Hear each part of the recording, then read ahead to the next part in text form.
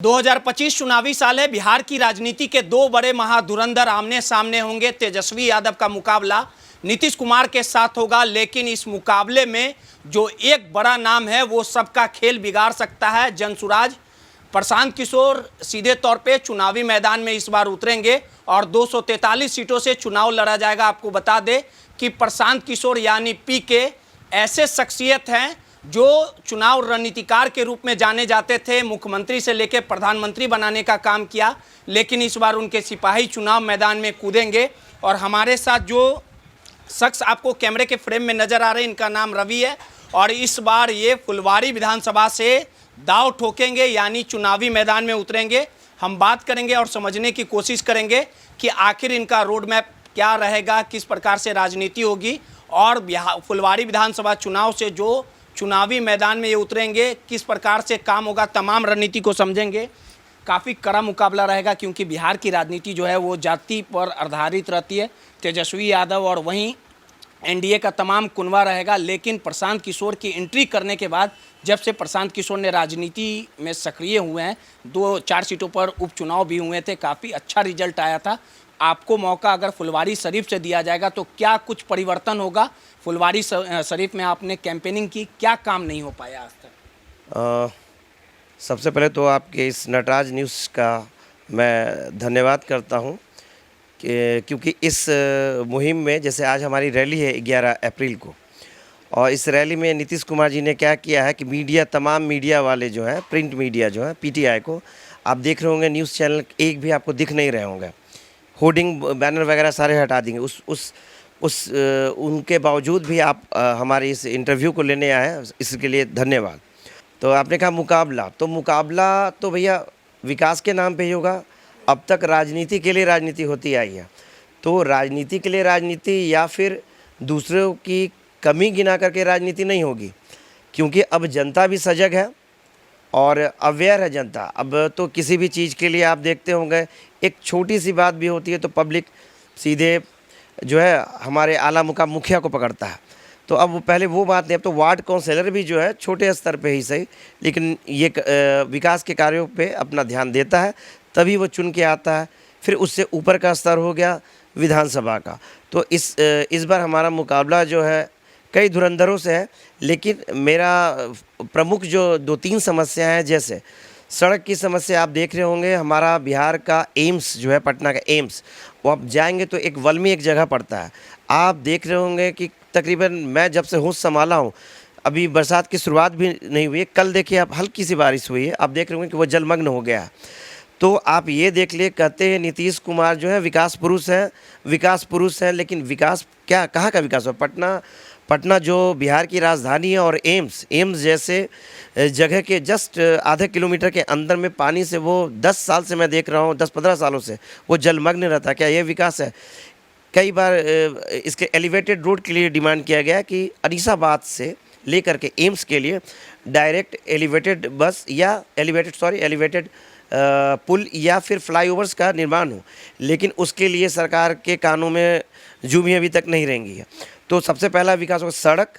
दूसरा, आप अगर एम्स में चले भी जाएं, एम्स, पीएमसीएच या एनएमसीएच, किसी भी सरकारी हॉस्पिटल में चले जाएंगे, तो सरकार ने तो जगह तो काफ़ी ग्रैब कर लिया, लेकिन क्या जो मूलभूत सुविधाएं जैसे दवाइयाँ, जांच, क्या वो सब उपलब्ध है? वो नहीं उपलब्ध है।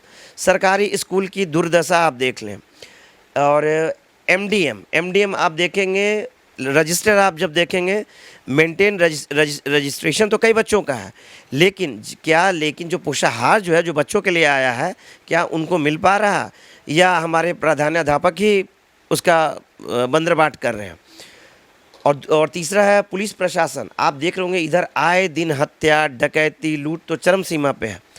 तो आपने पहले तो डर दिखाया कि जंगल राज, नीतीश बाबू पेंडुलम की तरह जंगल राज का नाम लेकर बीजेपी के साथ है, लेकिन उसमें भी वही स्थिति थी। अभी आप देख लें, अभी तो बीजेपी के साथ ही है ना, तो अभी कौन सा राज हो रहा है? ये एक को तो आपने बदनाम किया, ठीक है, लेकिन आप कौन दूध से धुले हुए हैं? अभी के हत्याएं नहीं हो रही हैं? नहीं, रहा इतना आसान नहीं है। जिस प्रकार से प्रशांत किशोर के सफ़र की बात कर ली जाए तो रणनीतिकार के रूप में उनका प्रदर्शन काफ़ी अच्छा रहा है और फुलवारी सीट से जो आप दाव खेल रहे हैं, श्याम रजक भी वहाँ से दावेदारी ठोक रहे हैं। वहीं अगर महागठबंधन की बात कर ली जाए तो सीपीआई से पिछला बार फुलवारी के उम्मीदवार ने जीत हासिल की थी। तो आखिर प्रशांत किशोर पे यह आरोप लगता है कि भाजपा की बी टीम है और सारा जो फंडिंग हो रहा है वो तेजस्वी यादव को डाउन करने के लिए सारा फंडिंग भाजपा कर रहा है। इस आरोप को आप लोग किस प्रकार से देखते हैं? नहीं, ये गलत बात है कि किसी की ए टीम है बी टीम है।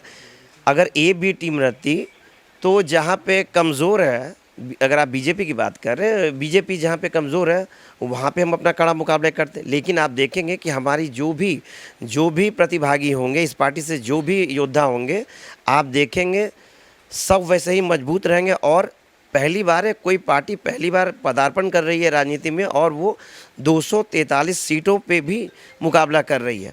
तो ऐसी बात नहीं किसी एक हमारी शरीफ में परिवर्तन होगा। बिल्कुल परिवर्तन होगा। विकास के नाम पे मैं केवल लड़ूंगा ना। मैं जात के नाम पे, जात पात धर्म के नाम पे, मंदिर मस्जिद गाय गोबर इसके नाम पे मैं नहीं लड़ूंगा। तो आरोप लगाते हैं बीजेपी वाले हों या आरजेडी वाले हों या जेडीयू वाले हों, उनका सीधे तौर पे कहना है कि प्रशांत किशोर सिर्फ मार्केटिंग करते हैं, वोट कटवा के रूप में रहेंगे और उनका भविष्य कुछ भी नहीं रहेगा। हाँ, मार्केटिंग कर रहे हैं ना। हम जैसे प्रतिभागियों के लिए, युवाओं के लिए वो अवसर दे रहे हैं तो अपना वो प्रोडक्ट लाए हैं। हम लोग उनके प्रोडक्ट हैं, हमको वो सेल कर रहे हैं। तो क्या वैसे इसका मतलब है कि मार्केटिंग करना, व्यवसाय करना क्या? फिर आप लोग भी जीतिएगा, फिर कुछ काम नहीं होगा। नहीं, ये किसने कह दिया? हमेशा ऐसे ही ठगा हुआ महसूस करती है। नहीं सत्ता में लोग आते हैं फिर जनता के मूलभूत जो समस्या हो। ठीक है, आपका कहना वाजिब है क्योंकि आपने देखा 15 साल उधर फिर इधर नीतीश के साथ भी ये देखा। लेकिन आपने ये कैसे कह दिया? अभी तो हम सरकार में आए नहीं हैं, सत्ता तो हमारी आई नहीं है, शासन तो हमारा है नहीं। रैली आप देख रहे होंगे कि कितनी भीड़ है। और अभी तो समय पूर्व ही जो है गांधी मैदान 60% से अबव फुल हो चुका है। और जहां तक बात है मौका देने की, तो एक बार तो मौका जनता हमें देगी और विकास आपको दिखेगा। चलिए, सीधे तौर पे 243 सीटों पर बिहार में इस बार चुनाव होगा और फुलवारी की जो सीट रहेगी वो काफ़ी हॉट सीट रहेगी। प्रशांत किशोर रणनीतिकार के रूप में जाने जाते थे। पिछले कुछ महीने पूर्व उन्होंने नई नवेली पार्टी का निर्माण किया था। अब देखने वाली बात होगी कि जब फुलवारी शरीफ में जब चुनाव होगा, रवि जी परास्त कर पाते हैं, इनका सितारा कितना चमक पाता है, ये तमाम बातें आने वाले समय में साफ हो जाएगी। सहयोगी आफ्ताब के साथ रोहित, नटराज न्यूज़, पटना।